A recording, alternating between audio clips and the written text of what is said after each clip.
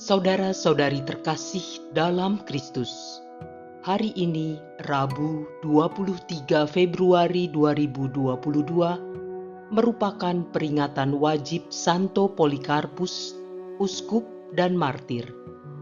Bacaan dibawakan oleh Laurencia Ineke, Mazmur dilantunkan oleh Inge DS, dan renungan ditulis oleh Birgita Farida. Selamat menekuni Sabda Allah.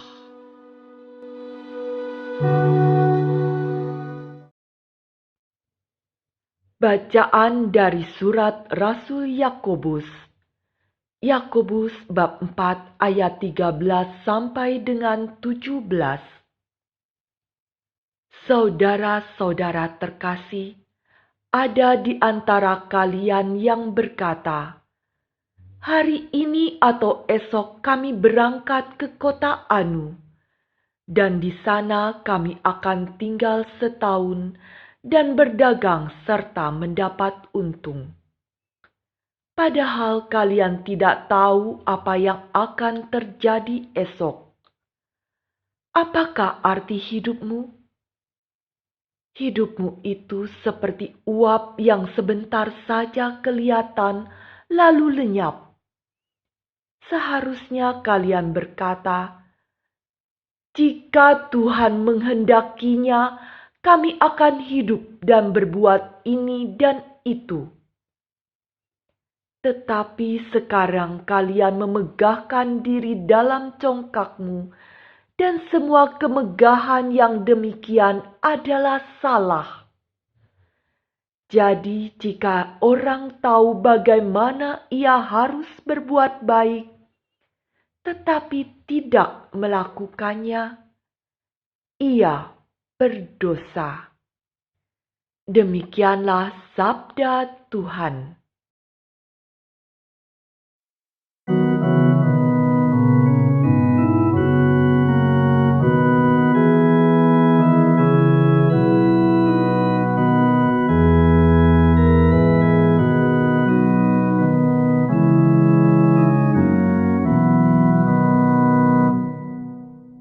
Berbahagialah orang yang miskin di hadapan Allah, sebab merekalah yang mempunyai kerajaan Allah.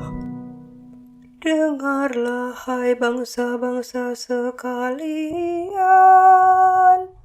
pasanglah telinga, hai semua penduduk dunia, baik yang hina maupun yang mulia, baik yang kaya maupun yang miskin. Berbahagialah orang yang miskin di hadapan Allah, sebab merekalah yang mempunyai kerajaan Allah. Mengapa aku takut pada hari-hari celaka, pada waktu aku dikepung oleh kejahatan para pengejarku, yang percaya akan harta bendanya dan memegahkan diri karena banyaknya kekayaan mereka. Berbahagialah orang yang miskin di hadapan Allah, sebab merekalah yang mempunyai kerajaan Allah. Tidak seorang pun dapat membebaskan diri atau memberikan tebusan kepada Allah ganti nyawanya. Terlalu mahallah harga pembebasan nyawanya, dan tidak terjangkau untuk selama-lamanya. Kalau ia ingin hidup abadi dengan tidak tidak melihat liang kubur. Berbahagialah orang yang miskin di hadapan Allah, sebab merekalah yang mempunyai kerajaan Allah. Sungguh Ia akan melihat orang-orang yang mempunyai hikmat itu mati. Orang-orang bodoh dan dungu pun semuanya binasa dan meninggalkan harta benda mereka untuk orang lain. Berbahagialah orang yang miskin di hadapan Allah, sebab merekalah yang mempunyai kerajaan Allah.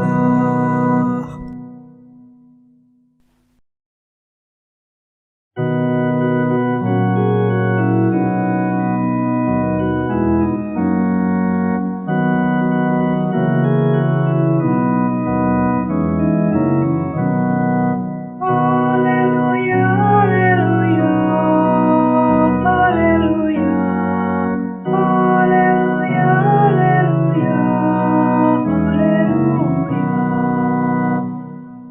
Akulah jalan kebenaran dan kehidupan, sabda Tuhan. Tiada orang sampai kepada Bapa tanpa melalui aku. Haleluya, haleluya, haleluya, haleluya, haleluya, haleluya.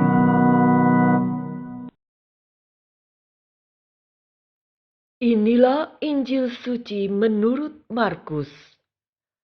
Markus bab 9 ayat 38 sampai 40. Pada suatu hari Yohanes berkata kepada Yesus, "Guru, kami melihat seorang yang bukan mengikuti kita mengusir setan demi nama-Mu. Lalu kami cegah orang itu karena ia bukan pengikut kita." Tetapi Yesus berkata, "Janganlah kalian cegah dia, sebab tak seorang pun yang telah mengadakan mujizat demi namaku dapat seketika itu juga mengumpat aku.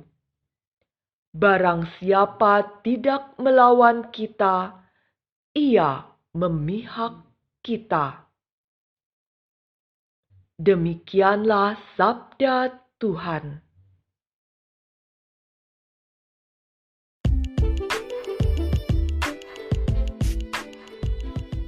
Mencari kehendak Tuhan. Renungan dibawakan oleh Laurencia Ineke.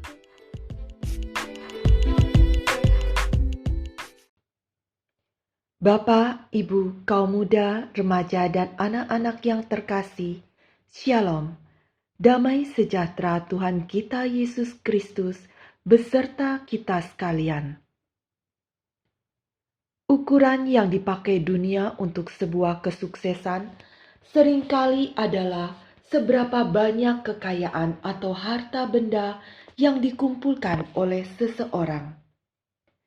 Apabila yang seorang mempunyai harta yang lebih banyak, maka orang tersebut dikatakan lebih sukses dari orang yang lainnya. Sedangkan dalam kitab suci, kita seringkali menemukan teks-teks yang memberikan kesan negatif mengenai kekayaan dan harta benda. Pemazmur pada bacaan hari ini mengatakan bahwa banyak manusia yang mempercayai harta bendanya. Mereka memegahkan diri dengan banyaknya kekayaan mereka. Mereka tidak menyadari bahwa hidup ini adalah sementara. Menghabiskan banyak waktu untuk hal-hal yang akhirnya tidak dapat membawa pada keselamatan jiwa. Dikatakan bahwa pada akhirnya segala harta benda yang dikumpulkan akhirnya ditinggalkan untuk orang lain juga. Orang-orang yang cukup kritis terhadap teks-teks kitab suci tersebut mengungkapkan argumentasi. Bagaimana kalau orang-orang kaya menggunakan kekayaan mereka untuk kebaikan? Tidak sedikit juga orang-orang yang bekerja siang dan malam untuk kesejahteraan orang banyak, bahkan bagi bangsa dan negaranya. Apakah dapat dikatakan bersalah atau berbuat dosa karena apa yang telah dilakukan? Marilah kita melihat apa yang tertulis dalam kitab suci pada hari ini. Judul perikop bacaan pertama adalah "Jangan melupakan Tuhan dalam perencanaan". Judul bacaan ini tidak memerlukan interpretasi khusus. Jangan melupakan artinya selalu mengingat atau ikut melibatkan. Jadi kitab suci mengajarkan agar kita perlu selalu mengingat dan melibatkan Allah dalam perencanaan-perencanaan yang kita buat. Mungkin perencanaan yang paling banyak dibuat oleh manusia selama hidupnya adalah bagaimana mengumpulkan harta benda yang akan menjamin keberlangsungan hidup dan orang-orang yang dicintai. Perencanaan ini memang baik dan tidak bertentangan sama sekali dengan ajaran gereja. Namun pertanyaannya, apakah dalam membuat perencanaan-perencanaan ini sudah sungguh-sungguh melibatkan Allah? Mengapa pula kita harus melibatkan Allah? Sebagai pengikut Kristus, kita mengerti bahwa hidup ini adalah suatu perutusan atau penugasan. Kita diutus untuk menjadi rekan sekerja Allah. Masing-masing kita diberikan peran dalam rencana besar Allah untuk membangun kerajaannya di dunia ini. Rencana besar Allah itu mempunyai tujuan untuk membawa kita dan seluruh umat manusia pada keselamatan kekal. Jadi, apa yang seharusnya kita lakukan? Seperti yang Tuhan Yesus ajarkan pada kita dalam doa Bapa kami, jadilah kehendak-Mu di atas bumi seperti di dalam surga.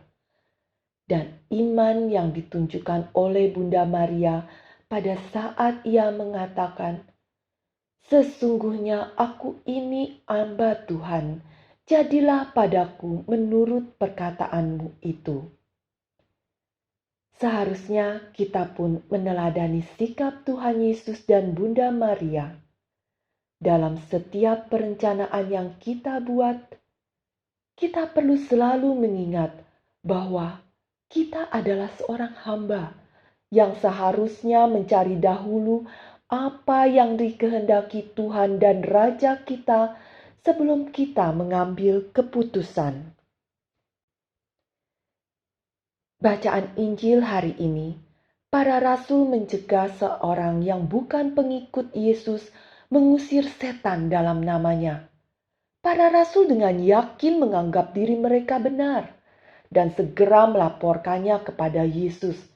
Namun, Yesus malah menegur mereka. Pada saat itu, para rasul belum mengerti akan rencana Allah.